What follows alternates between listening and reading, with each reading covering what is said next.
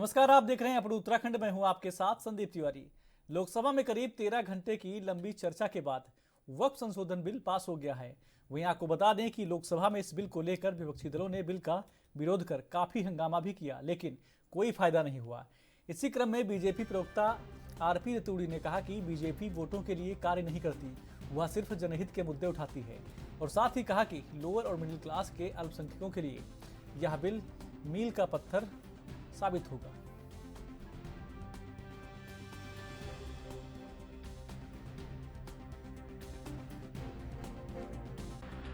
सवाल उठा रहा है सरकार की सत्ताधारी सरकार का। देखिए, किस तरह से विपक्ष देखते का काम है सवाल उठाना। उनकी दाल रोटी का काम है कि वो अच्छे कामों पर भी प्रश्न चिन्ह करें।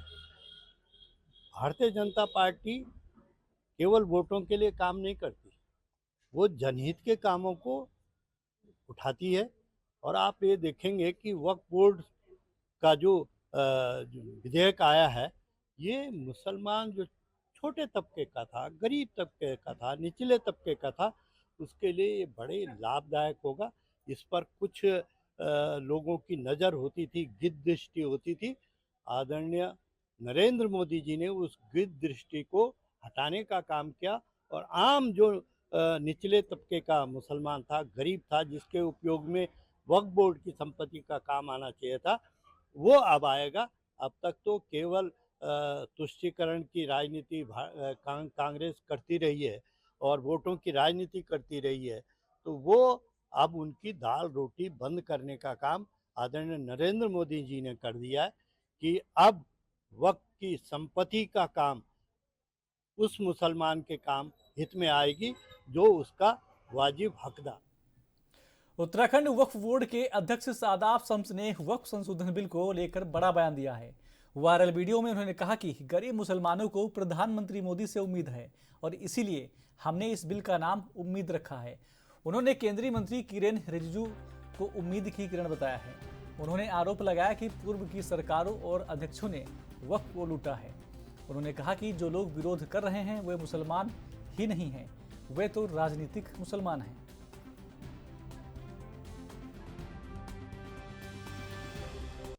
लेकिन आपका कहना है कि उन्होंने खुद हजारों बीघा जमीन जो है वो वक्फ बोर्ड की कब्जा रखी है। जितने भी लोग वक्फ अमेंडमेंट एक्ट का विरोध कर रहे हैं, ये मुसलमान नहीं है, ये पॉलिटिकल मुसलमान है और ये असल में इंक्रोचर हैं वक्फ के, बेनिफिशियरी हैं।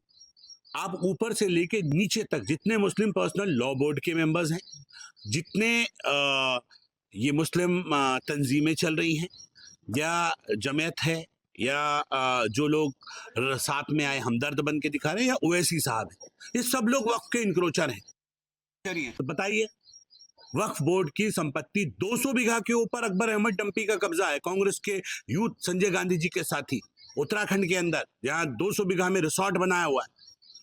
दूसरे इनके सांसद सईदुज्जमा जो मुजफ्फरनगर से सांसद थे, कलियर के अंदर बंगला कब्जा के बैठे हैं वक्फ का। क्या है भाई, असदुद्दीन ओवैसी 8 रुपए एकड़ के किराएदार हैं साल के। 1000 बीघा जमीन, अखबार उठाइए, कागज उठाइए, जो हैदराबाद में जो छपते हैं उन पेपर्स को उठाइए कि कैसे कैसे जमीनों के ऊपर आपने उन जमीनों के ऊपर कब्जे किए, कैसे आपके लोगों ने उन्हें बेचा, कैसे आपके भाइयों के नाम पे लैंड ग्रैब का केस चला। असदुद्दीन ओवैसी बताए ना, हमें खुशी है असदुद्दीन ओवैसी ने एक मेडिकल कॉलेज बनाया वक्फ की संपत्ति पर। आपको लेकिन ये भी बताना पड़ेगा कितने मुसलमान फ्री पढ़ा रहे हो। ये मुसलमान गरीबों का हक है। आज मोदी सरकार ये चाहती है कि गरीबों का हक गरीबों को मिले। आपके पेट में दर्द किस बात का हो रहा है? आप बताइए नहीं तो कि वक्फ की संपत्ति पर 75 साल वर्सेस मोदी कार्यकाल। 75 साल में आपने क्या किया? तब तो बीजेपी नहीं थी, तब तो मोदी जी नहीं थे। 75 साल में सिर्फ औकाफों में लूट हुई है और लूट इतनी बड़ी लूट हुई है कि नीचे से ऊपर तक सारे लूटे रहे। वक्फ बोर्ड लूट का अड्डा है। इसके अध्यक्ष, इसके सदस्य, इसके मुतवल्ली सब चोर, कर्मचारी, अधिकारी सब चोर। मैं कह रहा हूं ईमानदारी दिखाओ। कहें सारे के सारे ओवैसी साहब कहें देश की आजादी से लेके आज तक सबकी सीबीआई इंक्वायरी कराओ। मेरे भी 2 साल के कार्यकाल हो गया, मेरी भी इंक्वायरी कराओ। जिन्होंने वक्फ की पैसे को लूटा होगा, जिसने जमीनों को खुर्द-बुर्द किया होगा, सब जेल जाएंगे।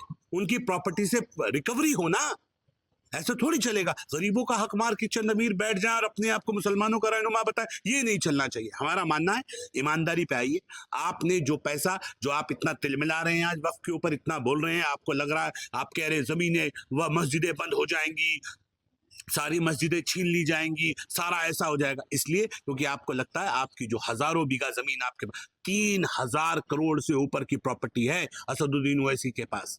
जरा पूछिए ओवैसी साहब कितने मुसलमानों को फायदा पहुंचा रहे हैं। ये आप 3,000 तो किसी गरीब को दे दो। मेरे पास भी 3,000 बीघे जमीन होती तो मैं वक्फ के खिलाफ बोल पाता क्या?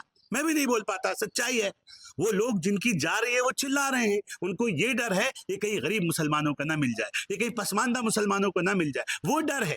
और हम ये कह रहे हैं देश जाग रहा है, और इस उम्मीद का नाम, इस वक्फ का नाम, अब जो नया अमेंडमेंट एक्ट आ रहा है इसका नाम मोदी जी ने रखा है उम्मीद।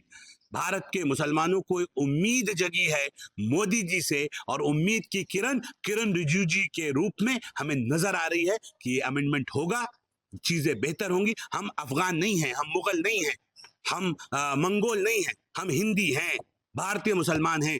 हिंदुस्तान की, भारत की सारी संपदाओं पे अगर मेरा अधिकार, मैं सारी योजनाएं मैं ले रहा हूं, देश की सारी प्रॉपर्टी पे मेरा अधिकार, सारे रोड मेरे, सारे बस स्टैंड मेरे, रेलवे स्टेशन मेरे, मैं कहता हूं मैं भारतीय हूं, सब कुछ मेरा, तो मेरी चीज पे भी क्या देश का अधिकार नहीं होना चाहिए?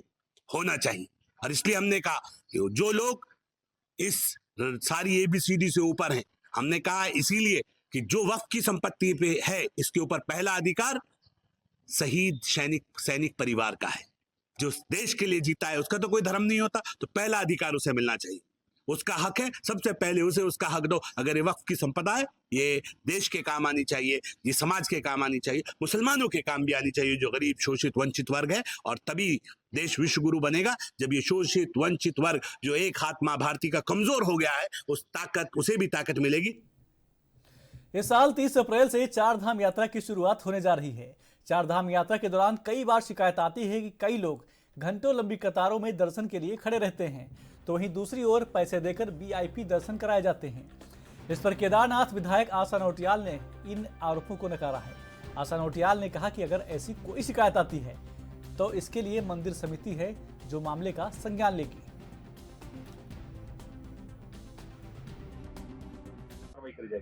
क्या केदारनाथ में भी ऐसा इस तरीके की चीजें देखने को मिल सकती हैं अगर कोई पैसे लेकर दर्शन कराता है तो? देखिए, ऐसी कभी भी कोई बात सामने नहीं आई है कि पैसे लेके दर्शन कराने वाली बात है। भक्त लोग आते हैं, अपने मंदिर में जाते हैं और भगवान के दर्शन करके वापस चले जाते हैं। लेकिन कभी यदि कोई कहीं पर ऐसी बात आएगी तो निश्चित तौर पर मंदिर समिति वहाँ पर है, उस पर जरूर मंदिर समिति द्वारा संज्ञान लिया जाएगा। 30 अप्रैल से शुरू होने वाली चार धाम यात्रा ग्रीन थीम पर आधारित होगी।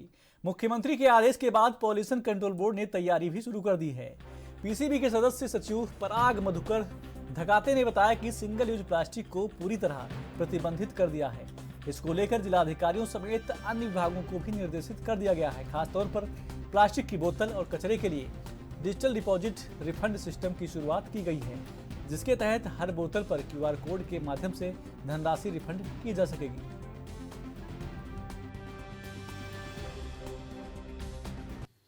मुख्य रूप से सिंगल यूज़ प्लास्टिक को पूर्णतः प्रतिबंधित कर दिया गया है। सभी जो अर्बन लोकल बॉडीज़ है और डिस्ट्रिक्ट एडमिनिस्ट्रेशन है और साथ में अन्य विभाग जो एनफोर्समेंट डिपार्टमेंट है हमारे यहाँ पे, उनको भी इसके बारे में जानकारी दे दी गई है। वहाँ पे मुख्य रूप से जो प्लास्टिक की बोतल है या अन्य जो हमारा प्लास्टिक का कचरा है, उसके ऊपर यहाँ चारधाम क्षेत्र में आपने पिछले सीज़न में ही माननीय मुख्यमंत्री द्वारा डिजिटल डिपॉजिट रिफंड सिस्टम की शुरुआत की गई थी, जिसमें हर बॉटल पे एक QR कोड के माध्यम से डिपॉजिट लेना है वहाँ पे, और वो बॉटल जब पर्यटक या तीर्थयात्री संबंधित जो अधिसूचित जगह पे वापस कर देता है तो उसको पैसे वापस मिल जा रहे हैं। और इसके साथ साथ ही जो भी इससे जुड़े हुए स्थानीय हमारे व्यापार वर्ग है, उनको भी इसकी हैंडलिंग फीस भी जो है प्रस्तावित की गई है यहाँ पे। तो एक जो लोग यहाँ काम करेंगे इस क्षेत्र में प्लास्टिक मैनेजमेंट, उनको एक additional source of revenue handling fees के रूप में उनके पास आएगा। और जितना भी हमारा ये प्लास्टिक का मटेरियल है, इसको रिसाइकलिंग में हमको कन्वर्ट करने में हेल्प हो रही है, पिछले बार भी हर चार धाम से जितनी भी हमारे यहाँ पे क्षेत्र है चार धाम के, वहाँ से हम लोगों ने 4 लाख से ज़्यादा की प्लास्टिक की बोतलों को इकट्ठा किया था, उसको रिसाइकलिंग किया था। एक सर्कुलर इकोनॉमी का सिद्धांत है जिसमें मुख्य रूप से हम लोग इकोलॉजी को इकोनॉमी से लिंक करने का प्रयास कर रहे हैं। पिछले कुछ दिन पहले सरकार ने प्रदेश के अलग अलग क्षेत्र के नाम बदलने का फैसला लिया है, तो वहीं विपक्ष सरकार पर तुष्टीकरण की राजनीति करने का आरोप लगा रही है। इसी बीच बीजेपी प्रदेश प्रवक्ता विपिन कैंथोला का कहना है कि सरकार कोई तुष्टीकरण की राजनीति नहीं कर रही है। जो जनता की मांगे हैं उनको सरकार धरातल पर उतारने का काम कर रही है। इसके आगे उन्होंने क्या कुछ कहा वो भी आपको सुनाते हैं।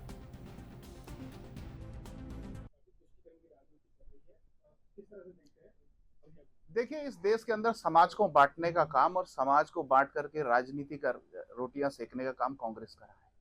और तुष्टीकरण की राजनीति का आरोप लगाने वाली कांग्रेस को पहले अपने गिरेबान पे झांकना चाहिए, क्योंकि वो जिस प्रकार से तुष्टीकरण की राजनीति करती है वो पूरे देश को पता है, पूरे प्रदेश को पता है। और ये जितने नाम बदले गए हैं, कुछ नाम जन भावनाओं के अंतर्गत वहाँ के लोगों की मांग थी कि इन स्थानों के नाम जो हमारे जो महापुरुष हैं उनके नाम पर रखे जाने को लेकर के उन्होंने कहा। तो इन सब चीज़ों की जनता की भावनाओं का सम्मान हमारी सरकार करती है। इन सब चीज़ों को देखते हुए हमने नाम बदले हैं और कुछ नाम ऐसे थे जो कि गुलामी के प्रतीक माने जाते थे, उनको बदलने का काम धामी जी ने किया। मैं सरकार को और माननीय मुख्यमंत्री जी को इसके लिए बधाई देता हूं। जनपद उधम सिंह नगर के जसपुर में विगत दिनों शासन के आदेश पर प्रशासन नगर क्षेत्र में चल रहे अवैध मदरसों पर शिकंजा कसते हुए आधा दर्जन से अधिक मदरसों को सील कर दिया गया था। साथ ही मदरसा संचालकों को मदरसा न संचालित करने व मदरसा संचालित के नियमों का पालन करने के लिए नोटिस भी जारी किया था, जिस पर मदरसा संचालकों ने सरकार की नियत तिथि के अनुसार जसपुर एसडीएम चतर सिंह चौहान को पूर्व दिए गए नोटिस का जवाब दाखिल किया है। साथ ही सील मदरसों को खोले जाने की मांग भी की है।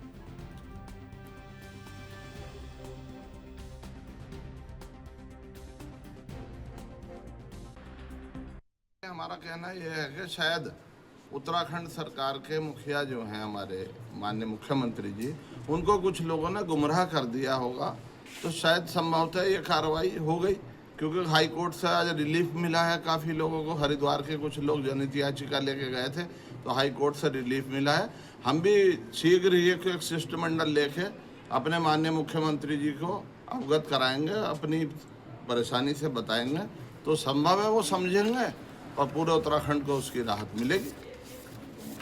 महोदय का निर्देश क्या, वो दरअसल उनके स्तर से नहीं हुआ, शासन स्तर से हुआ, तो शासन को लिखेंगे। वो हमारी बात समझ गए और समझ के उन्होंने ऊपर लिखेंगे, तो तब भी हमें उससे रिलीफ मिलने की संभावना है। दोबारा से हमें आज की तिथि नियत थी कि आज तारीख तक आप अपना नोटिस का जवाब दाखिल कर दें, और मदरसों के खुलने के संबंध में हमने जो नोटिस दिया है उसके अंतर्गत हमारा कहना ये है कि जिन मदरसों में ये दीनी तालीम दी जाती है, इनको एक्चुअली मदरसा नहीं कहते, ये मकतब होते हैं। और ये कहीं ना कहीं एक शब्द का हेर फेर है। और मदरसे की कैटेगरी पूरा करने के लिए तहतानिया, फ़ुकानिया और मुंशी मौलवी की पढ़ाई होना ज़रूरी है। वही बिल्डिंग्स, वही इमारतें जो हैं इस मदरसे के रजिस्ट्रेशन लेने के लिए पात्र हैं। उसके अतिरिक्त कोई अन्य बिल्डिंग जिसमें आप मकतब चलाते हैं, स्कूल के बच्चों को दीनी तालीम देते हैं, उसके लिए इस प्रकार के पंजीयन की आवश्यकता नहीं है।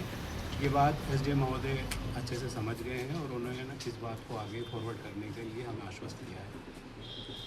आज किराना नहीं कह सकते, 4 मदरसे थे जिनको शायद इस गलतफहमी में पाया गया कि इनकी शर्तें पूर्ण नहीं है, और मुझे लगता है कि वो मदरसे उस स्तर के नहीं हैं जिन्हें पंजीयन की आवश्यकता है। फिर भी ज़्यादातर मदरसों ने सोसाइटी में अपना रजिस्ट्रेशन करा रखा है और वो वैधानिक तरीके से बच्चों को, स्कूल जाने वाले बच्चों को शिक्षा कर।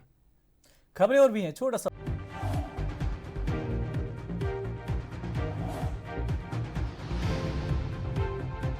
ब्रेक के बाद स्वागत है आपका। खबरों में आगे बढ़ते हैं। भारतीय जनता पार्टी द्वारा एक अभियान शुरू किया जा रहा है जिसका नाम है गांव चलो अभियान। बीजेपी प्रदेश प्रवक्ता आरपी रतूड़ी का कहना है कि भारतीय जनता पार्टी का स्थापना दिवस 6 अप्रैल को है, साथ ही 14 अप्रैल को अंबेडकर जयंती भी है, जिसके तहत इस अभियान की शुरुआत की जा रही है, जिसके तहत पार्टी के तमाम नेता गांव की तरफ जाएंगे और वहां के कार्यकर्ताओं, नेताओं और जनता से मिलेंगे। साथ ही वहां की जन समस्याएं सुनकर उनका निराकरण करने के लिए भी कार्य करेंगे। गाँव चलो अभियान की शुरुआत करने जा रहे हैं, किस तरह का ये अभियान रहने वाला है और कितनी मजबूती आने वाले चुनावों में इस अभियान से मिलेगी? देखिए, निश्चित तौर पर भारतीय जनता पार्टी के लिए ये बड़ा दिन है। 6 तारीख को हमारा स्थापना दिवस आ रहा है और 14 तारीख को अम्बेडकर साहब की जयंती भी है। तो हम दोनों दिवसों को निश्चित तौर पर हर गांव जा कर के अपने कार्यकर्ताओं से, अपनी जनता से रूबरू होने का काम हमारी पार्टी ने सोचा है। और ये निश्चित तौर पर हमारा प्रत्येक कार्यकर्ता, प्रत्येक नेता गांव की तरफ जाएगा और गांव की बात जनता से करेगा कि क्या समस्याएं हैं, क्या हम अच्छा कर सकते हैं। तो ये 2 दिन हमारे लिए बहुत महत्वपूर्ण दिन है। स्थापना दिवस को हम जोर शोर से मनाएंगे। कांग्रेस के वरिष्ठ नेता केदारनाथ विधानसभा से पूर्व विधायक मनोज राउत ने प्रदेश सरकार पर कई गंभीर आरोप लगाए हैं। उन्होंने कहा कि रुद्रप्रयाग जिले के रुद्रपुर गांव में जबरदस्ती गोचर की भूमि पर 220/33 केवी उप संस्थान के निर्माण का कार्य किया जा रहा है। वहीं केदारनाथ की विधायक आशा नौटियाल ने कहा कि यह मामला अभी कोर्ट में है और उन्होंने भी गांव वालों से मिलकर उनकी समस्याओं को जाना है। उन्होंने बताया कि उन्होंने गांव वालों को बताया है कि अभी यह मामला कोर्ट में है और कोर्ट का फैसला आने के बाद ही इस पर आगे की कार्रवाई की जाएगी।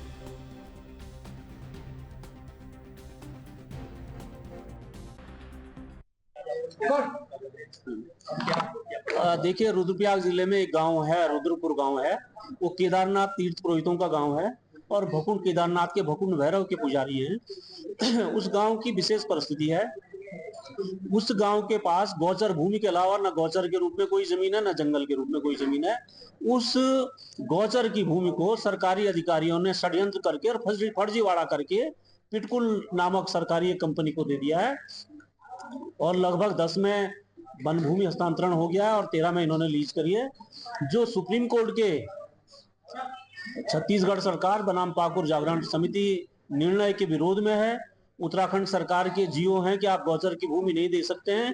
उसके बावजूद गौचर की भूमि गांव वालों से धोखाधड़ी करके सरकार ने ली है। ये ग्रामीण लोग हर स्तर पर, अधिकारियों से लेकर के मुख्यमंत्री तक के हर स्तर पर इसका विरोध कर चुके हैं। लेकिन इसके बावजूद 18 मार्च को स्थानीय प्रशासन, पुलिस, पिटकुल और ठेकेदार गुंडागर्दी के साथ इनके गांव में आया। महिलाओं के साथ बहुत अभद्रता हुई है। महिलाओं के गहने छीने गए हैं। महिलाओं की चूड़ी, आज भी उस सड़क पर महिलाओं की चूड़ियां गिरी हुई हैं, चूड़ियां तोड़ डाली गई हैं। ऐसी अभद्रता आज तक के पहाड़ के इतिहास में कभी नहीं हुआ है। तो ये लोगों ने, हम तय किया है, रुद्रपुर गांव के लोगों ने और हम स्थानीय प्रतिनिधियों ने तय किया है कि हम अपनी जान दे देंगे लेकिन अपनी गौचर की भूमि नहीं देंगे। 13 में बात कर रहे हैं, 13 में आपकी सरकार जी हाँ, बिल्कुल आप सही पूछ रहे हैं। 13 से प्रक्रिया शुरू नहीं हो रही है। 8 में जब भारतीय जनता पार्टी की सरकार थी और वन भूमि हस्तांतरण का मामला भी भारतीय जनता पार्टी की सरकार और वर्तमान विधायक के विधायक काल में हुआ। देखिए, प्रक्रिया तो चलती रहती है ना। लीज तो बात की स्टेज है। पहले वन भूमि की सैंक्शन 10 में मिली है। क्यों प्रधान जी, कब मिली है? 10 में वन भूमि की सैंक्शन मिली है। लीज तो बात की प्रक्रिया है। आपकी सरकार की बात, देखिए एक बात सुनिए ना, आपकी सरकार, देखिए आपकी सरकार जब हम विधायक बने तो हमने हर चीज का विरोध किया है। देखिए, सरकार निरंतरता में चलती है। 8 से जो कार्यवाही चल रही है तो 13 में लीज भी, लीज को कौन जानता है? लीज तो इनको छुपा करके हुई है। एक डीएफओ ने लीज करी है। हम ये कह रहे हैं कि अब प्रकाश में आया है, डीएफओ लीज कर ही नहीं सकता था क्योंकि ये उत्तराखंड सरकार की भूमि थी और गौचर के रूप में दर्ज है। इस भूमि को किसी भी हाल में वन भूमि नहीं माना जा सकता था। तो एक फर्जीवाड़ा करके एक अधिकारी ने किया था। एक गोपनीय संगठन जो वन विभाग के अधिकारी और पिटकुल के बीच में हुआ है, ये उसकी परिणति है। उसका हम विरोध करते हैं। रुद्रपुर गांव है आपके विधानसभा क्षेत्र के, उसमें गौचर की भूमि पर निर्माण हो रहा है। इसको लेकर के जो पूर्व विधायक हैं मनोज राउत ने प्रेस वार्ता करके आरोप लगाया है कि गौचर की भूमि पर निर्माण किया ही नहीं जा सकता, उसको फर्जी ढंग से ट्रांसफर किया गया है। इस मामले में आपका क्या आरोप है? देखिए, मैंने पहले भी कहा है कि मामला कोर्ट के विचाराधीन है। तो जब कोर्ट का डिसीजन उसमें आएगा उसके बाद हम आगे उस पर चर्चा कर पाएंगे। क्योंकि मैं भी गांव वालों के जो जहां पर वो निर्माण होना है, मैं भी वहाँ गई थी, गांव वालों से मेरी भी बात हुई और मैंने उनसे भी वहाँ भी यही कहा कि जब कोर्ट के विचाराधीन मामला है तो कोर्ट के डिसीजन होने तक वहाँ पर कोई काम नहीं होगा और जब कोर्ट का डिसीजन आएगा तो उसके बाद ही आगे की कार्रवाई होगी। वहाँ के लोग उन्होंने कहा कि माननीय मुख्यमंत्री जी से भेंट वार्ता करनी है, तो निश्चित तौर पर मैंने प्रधान जी और कुछ लोग हमारी बहनें यहाँ आई थी।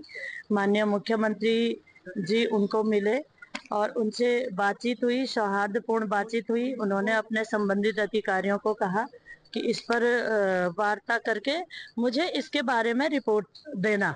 तो निश्चित तौर पर अभी उसमें वार्ता चल रही होगी उनके जो विभागीय अधिकारी हैं।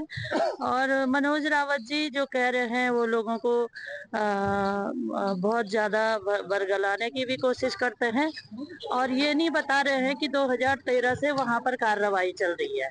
अगर 2013 से वहाँ पर कार्रवाई की शुरुआत हुई है तो तत्कालीन सरकार ने क्यों वहाँ पे काम शुरू करने का प्रयास किया?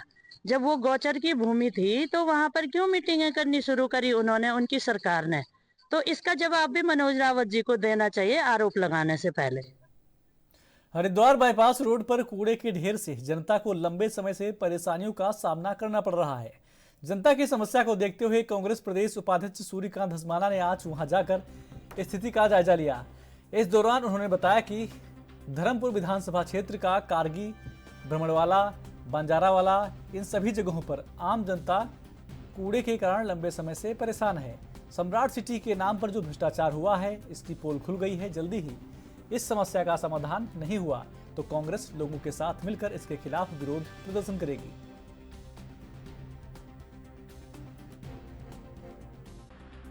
देखिए, धर्मपुर विधानसभा क्षेत्र के कारगी इलाका, ब्राह्मणवाला इलाका, बंजारावाला इलाका, उस क्षेत्र के लोगों का बहुत ज़्यादा आक्रोश, जो नेशनल हाईवे में हरिद्वार बाईपास का हिस्सा है उसमें सड़क के बीचों बीच, बिल्कुल बीच सड़क में कूड़ा का एक पहाड़ बना दिया गया है, जिसमें सारा इलाके का गंद, सारे इलाके का कूड़ा, हर तरह का कूड़ा वहाँ पर डाला जाता है। वहाँ पर कूड़ा डल रहा है और कूड़ा फिर उसके बाद निस्तारण की भी प्रक्रिया चल रही है। पूरा रास्ता जाम रहता है। दुर्गंध जो है कम से कम 1 किलोमीटर परिक्षेत्र में, पूरे क्षेत्र में सड़ांध और दुर्गंध, उसके कारण लोग बीमार होते हैं। अब गर्मियाँ आ रही हैं, 8 साल से लोग इस दंश को झेल रहे हैं। वहाँ के क्षेत्रीय विधायक को, सांसद को, मेयर को, स्थानीय प्रतिनिधियों को लोग बोलते बोलते थक गए। अब लोगों ने मेरे से आग्रह किया तो मैं आज मौके पर गया था। वहाँ पर मैंने मौके पर जाकर के जो हालात देखे हैं, वहाँ पर सैकड़ों टन वहाँ पर कूड़ा बिल्कुल बीच सड़क पे पड़ा है। ट्रैक्टर, ट्रॉली, रिक्शों से, ट्रकों से कूड़ा डाला जा रहा है, कूड़ा उठाया जा रहा है। रास्ता जाम है, छोटा सा संकरा रास्ता वहाँ पर पुलिया है, तो इसलिए जो नेशनल हाईवे का वो हिस्सा है उसमें आए दिन एक्सीडेंट भी होते हैं। गंदगी सड़क में फैली रहती है। लोगों का आक्रोश देखते हुए मैं आज वहाँ पर गया था, लोगों से मैंने बातचीत करी। वहीं से मैंने महानगर के महापौर सौरभ थपलियाल जी से भी बात करी। मैंने उनको बताया कि लोग बहुत आक्रोशित हैं। कैसा है स्मार्ट सिटी, ये समझ में नहीं आ रहा है। हजारों करोड़ रुपए खर्च करके शहर के बीचों बीच कूड़े का एक पहाड़ बना दिया गया है। मैं समझता हूँ सरकार की पूरी पोल खोलता है। जो स्मार्ट सिटी में भ्रष्टाचार हुआ है उसकी भी ये पोल खोलता है और लोगों को बीमार करने का एक इंतज़ाम नगर निगम ने किया हुआ है। इसके खिलाफ हम लोग वहाँ के लोगों को लामबंद करके जिस स्तर पर भी आंदोलन चलाना पड़ेगा आंदोलन करेंगे। मैंने कल मेयर साहब से टाइम लिया हुआ है। कल जाकर के मैं उनसे पूछूंगा कि समयबद्ध हमें बताएं कि कब वो कूड़े का ढेर वहाँ से परमानेंटली हटेगा। नहीं हटेगा तो हमें अगर राज्य की सरकार से बात करनी पड़ेगी, मुख्यमंत्री जी से बात करनी पड़ेगी, तो उनसे भी बातचीत करेंगे। और अगर सड़क पर आकर के आंदोलन करना पड़ेगा तो आंदोलन भी करेंगे। उत्तराखंड के बुलेटिन में मेरे साथ बस इतना ही। आप देखते रहिए ANB न्यूज।